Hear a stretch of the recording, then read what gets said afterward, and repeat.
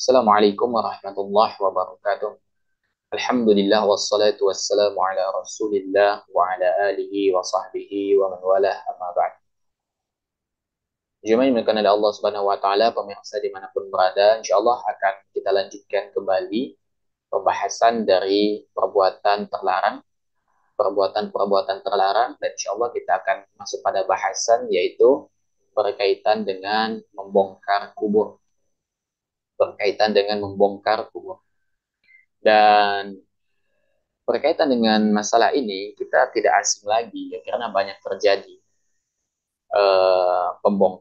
pembongkaran kubur ya, baik itu memang ada keperluan begitu, misalnya untuk perluasan jalan, pembangunan jembatan begitu, atau misalnya memang ada hal-hal yang dibenarkan oleh syariat, maka terjadi pembongkaran makam. Nah, di sini sebagaimana yang disebutkan dalam Al-Baihaqi yang diriwayatkan dari Aisyah ya, bahwa Nabi Shallallahu alaihi wasallam itu melaknat laki-laki atau perempuan yang membongkar kubur. Nah, jadi jika kita kembali kepada hukum asal, ya, jika kita kembali kepada hukum asal, maka hukum asal dari membongkar kubur atau memindahkan kuburan ke tempat lain itu hukumnya terlarang sebetulnya. Dan ini ijma ya, hukum asalnya. Tapi jika ada hal-hal yang mengharuskan itu terjadi, maka yang haram itu statusnya akan berubah. Ya, apakah dia menjadi mubah, menjadi sunnah, bahkan ada sampai tahap dia menjadi wajib begitu. Ada hal-hal yang membuat hukumnya bisa menjadi berubah begitu. Nah, dalam mazhab Syafi'i itu membolehkan pemindahan komplek pemakaman jika dalam kondisi darurat. Hanya dalam kondisi darurat saja.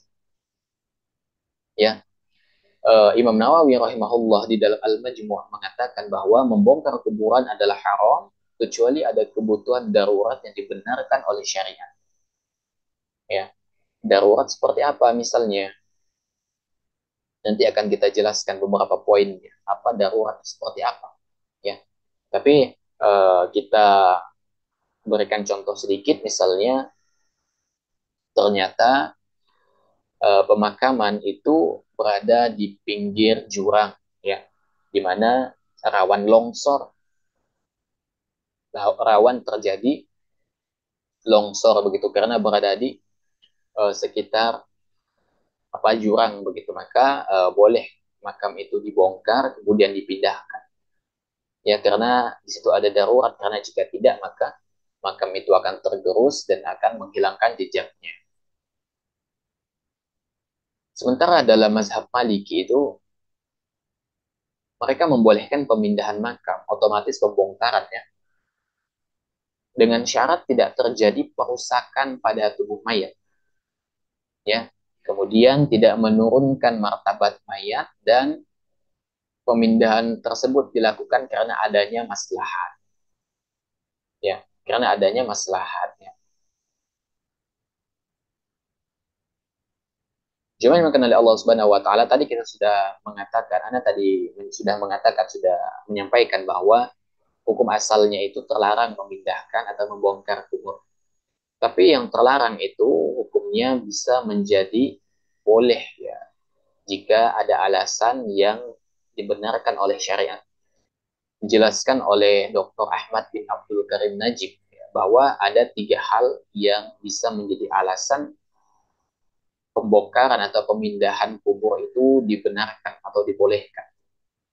Yang pertama, karena memang adanya maslahat bagi mayat itu sendiri. Ya, misalnya disebutkan karena ada keluar air di kuburan, misalnya tanah yang terlalu becek, ya, atau misalnya di daerah tersebut banyak binatang buas, sehingga kalau dipaksakan ya makam itu dibiarkan, maka khawatir nanti akan dibongkar binatang buas begitu. Atau alasan lainnya di mana itu merupakan maslahat bagi jenazah itu sendiri. Ini didukung oleh pernyataan Syekhul Islam Ibnu Taimiyah Apa kata beliau bahwa tidak boleh mengeluarkan mayat dari kuburnya kecuali ada kebutuhan yang mendesak. Misalnya ada sesuatu yang mengganggu mayat sehingga harus dipindahkan ke tempat lain. Sebagaimana pada sebagian sahabat jenazahnya itu dipindahkan karena sebab semacam ini. Ya, ini sebagaimana dilakukan oleh Jabir bin Abdullah, ya, di mana beliau itu memindahkan makam ayahnya ke tempat lain begitu, ya, karena ada hal-hal yang tidak membuat beliau nyaman begitu. Jadi beliau memindahkan makam ayahnya ke tempat yang lain. Ini tentu demi kemaslahatan mayat itu sendiri, maka itu dibolehkan, ya. Atau misalnya jenazah mayat itu dimakamkan di pemakaman non muslim, maka justru dalam hal ini wajib untuk dibongkar dan dipindahkan dan dimakamkan bersama kaum muslimin yang lainnya begitu, ya. Itu yang pertama, ya. Kita dibolehkan memindahkan atau membongkar makam dengan tujuan yang pertama untuk kemaslahatan mayat itu sendiri. Yang kedua karena apa? Karena tanah yang digunakan itu ternyata bukan tanah haknya. Maksudnya apa? Misalnya ada orang yang dimakamkan itu di atas tanah sengketa, misalnya. Ada orang dimakamkan di atas tanah rosyok, ya, tanah rampasan begitu. Sedangkan pemilik asli tanah itu tidak ridho, ya, belum mengikhlaskan tanahnya. Maka dalam kondisi seperti ini, apa namanya, kuburan itu boleh dibongkar dan dipindahkan ke tempat yang lain, gitu. Alasan ketiga, jemaah sekalian, kita dibolehkan memindahkan kubur, ya, itu untuk kemaslahatan umum. Seperti misalnya untuk memperluas masjid atau untuk memperluas jalan begitu, untuk memperlebar jalan, ya, dan kebutuhan mendesak lainnya.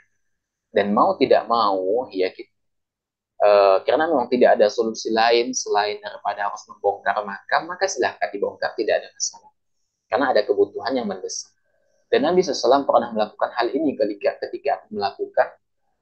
ketika akan membangun masjid, di mana Nabi SAW itu membongkar sejumlah makam, ya, kemudian memindahkannya ke tempat yang lain.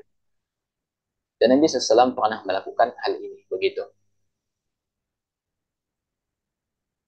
Nah, ya, jadi itu beberapa hal yang tiga hal, ya, yang dibolehkan, ya, kita untuk membongkar dan memindahkan jenazah begitu.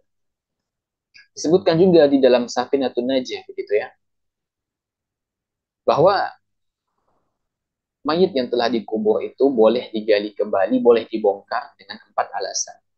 Yang pertama, untuk memandikannya, ya, bila kondisinya masih belum berubah. Yang kedua, untuk menghadapkannya ke arah kiblat. Yang ketiga, karena adanya harta yang ikut terkubur bersamanya. Yang keempat itu bila si mayat itu, ya, perempuan dan di dalam perutnya itu terdapat janin yang diduga kuat itu masih hidup, maka boleh dibongkar, ya. Jadi di dalam Safinatun Najah itu jelas, ya, ada empat hal. Yang pertama, untuk memandikannya. Mungkin pemulasarannya itu tidak sesuai dengan syariat begitu. Atau misalnya alasan lain, ya, kafan yang digunakan itu berasal dari harga yang belum ditetapkan misalnya, ya. Atau misalnya apa namanya, ada sesuatu yang tidak sesuai dalam pelaksanaan pengurusan jenazahnya begitu, maka boleh diulang, ya. Kemudian untuk menghadapkannya ke arah kiblat, ya, apakah karena pihak pelaksana yang kurang telaten, ya, sehingga dalam penguburannya jenazah itu diposisikan sebaliknya menghadap ke timur misalnya, atau tertelungkup, ya, maka wajib untuk dibongkar, kemudian mayat diarahkan ke arah kiblat.